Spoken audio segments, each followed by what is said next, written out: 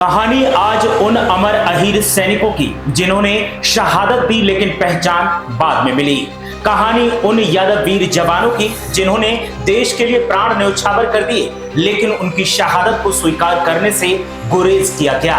कहानी उन वीर यादवों की जिन्होंने अपनी जान दे दी लेकिन उन्हीं के परिवार का हुक्का पानी तक बंद कर दिया गया।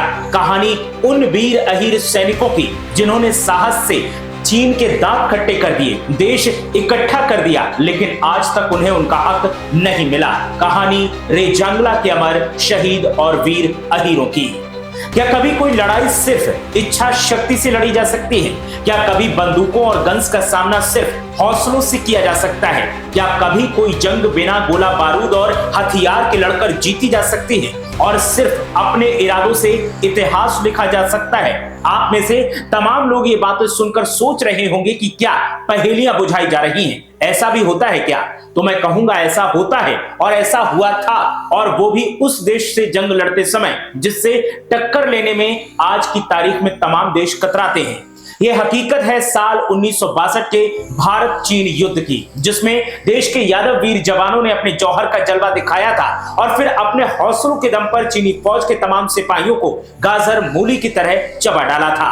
आज हम आपको उन वीर अहीरों की कहानी सुनाएंगे जिनके हौसले के सामने चीनी फौज को हथियार डालने पड़े और सरहद को छोड़कर भागना पड़ा, क्योंकि अगर रुक जाते तो भगवान श्री कृष्ण के वंशज उनको जिंदा नहीं छोड़ते। जो चीनी मैदान से भागे उनके परिवार के लोग आज भी उनके सुनाए किस्से सुनकर कांप उठते हैं, और जो डटकर वीर अहीर सामना कर रहे थे उनकी बहादुरी की किस्से सुनकर हमारा सीना गर्व से चौड़ा हो जाता है, जिनके सम्मान में आज भी हम भारत सरकार से लगातार अहीर रेजिमेंट की मांग कर रहे हैं।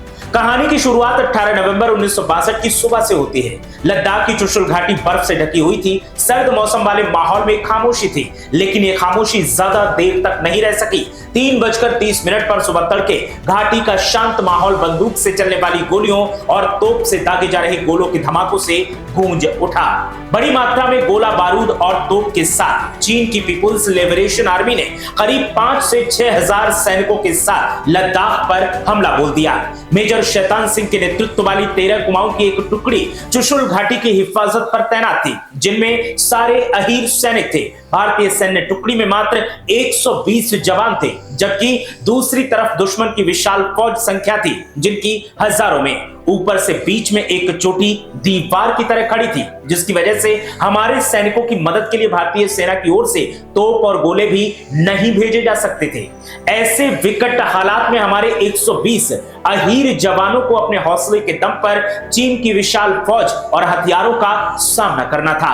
हमारे सैनिक कम थे और उनके पास साजो सामान की कमी थी, लेकिन उनका हौसला बुलंद था। ऐसे में 13 कुमाऊं के वीर सैनिकों ने मोर्चा संभाला और चौकी से हेडक्वार्टर पर खबर भिजवाई कि हमारे लिए रसद और गोला बारूद भेजा जाए, क्योंकि चीनी आर्मी ने हमला कर दिया है और बिना गोलियों और बारूद के हम ज्यादा देर तक लड़ाई नहीं लड़ सकते। इधर हेडक्वार्टर के लिए संदेश भेजा गया और उधर हौसलों के दम पर जंग में हमारे सैनिक जान झोंक रहे थे ताकि चीनियों को रोका जा सके।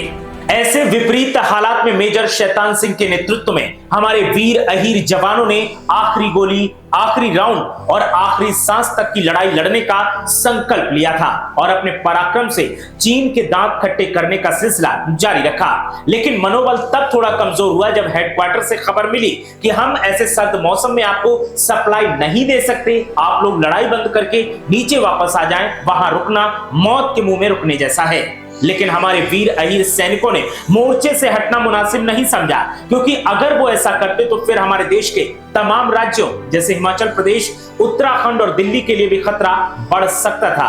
चुशुल घाटी पर हवाई पट्टी थी और अगर हमारे सैनिक वहां से हटते तो हवाई पट्टी का इस्तेमाल चीनी सैनिक अपने एयरक्राफ्ट को उतारने के लिए इस्तेमाल में ले सकते थे और देश के अंदरूनी हिस्सों पर भी हमला करने के साथ कब्जा कर सकते थे। जब हेडक्वार्टर से यह खबर मिली कि सप्लाई करने से इनकार कर दिया गया है तो थोड़ी देर के लिए अफसोस तो हुआ, लेकिन फिर सैनिकों ने पूरी ताकत के साथ चीनियों को धूल चटाना शुरू किया।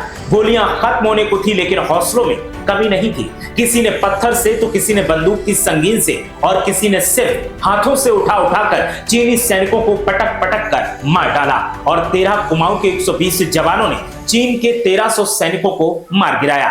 लेकिन दुश्मन चीन की विशाल सेना के सामने हमारे सैनिक और कब तक टिक सकते थे।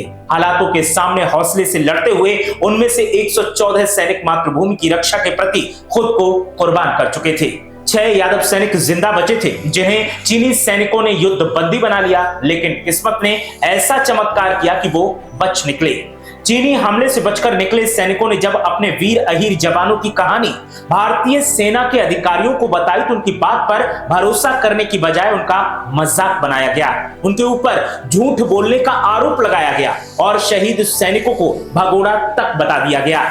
चीन की आर्मी के हमले से इतने गहरे घाव इन यादव सैनिकों को नहीं लगे थे जितना गहरा घाव खंजर की तरह लगाए गए आरोपों से मिला था। जिंदा बचे कैप्टन रामचंद्र बताते हैं कि हमारे अधिकारी हमारी बात मानने को तैयार नहीं थे, लेकिन जब चीन की तरफ से कहा गया कि हमारा इस युद्ध में इतना नुकसान कहीं पर नहीं हुआ जितना 13 कुमाऊं की एक छोटी सी भारतीय सैन्य टुकड़ी ने किया, तब जाकर हमारे देश की सेना के अधिकारियों ने इस बात पर भरोसा किया।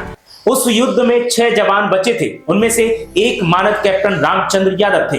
वो 19 नवंबर को कमान मुख्यालय पहुंचे थे और 22 नवंबर को उनको जम्मू स्थित एक आर्मी हॉस्पिटल में ले जाया गया। उन्होंने युद्ध की पूरी कहानी बताई। कैप्टन रामचंद्र यादव का मानना है कि वो जिंदा इसलिए बचे ताकि पूरे देश को 120 जवानों की वीर गाथा सुनाई जा सके। बाद में इस सैन्य टुकड़ी को 5 वीर चक्र और 4 सेना पदक से सम्मानित किया गया था। कैप्टन रामचंद्र यादव ने नायक राम सिंह नाम के एक सैनिक की कहानी बताई जो रेसलर थे। जब गोला बारूद खत्म हो गया तो राम सिंह ने पहलवानी के गुर दिखाए और तमाम चीनी सैनिकों को पटक पटक कर मार गिराया। लेकिन फिर दुश्मन की ओर से उनके सिर में गोली मार दी गई और वो वीर गति को प्राप्त हो गए। 13 कुमाऊं के 120 जवान दक्षिण हरियाणा के अहिरवाल क्षेत्र यानी गुड़गांव, रेवाड़ी, नारनौल और महेंद्रगढ़ जिलों के थे। हरियाणा के रेवाड़ी और गुड़गांव में रेजांगला के वीरों की याद में स्मारक बनाए गए हैं। रेवाड़ी में हर साल रेजांगला शौर्य दिवस धूमधाम से मनाया जाता है और वीर सैनिकों को श्रद्धांजलि दी जाती है। जिन वीर अहीरों ने देश की शान पर आंच न आए उसके लिए अपने प्राणों की आहुति दे दी, लेकिन उनके सम्मान में उनकी शहादत को पहचान देने के लिए अहीर रेजिमेंट का गठन आज तक नहीं किया गया।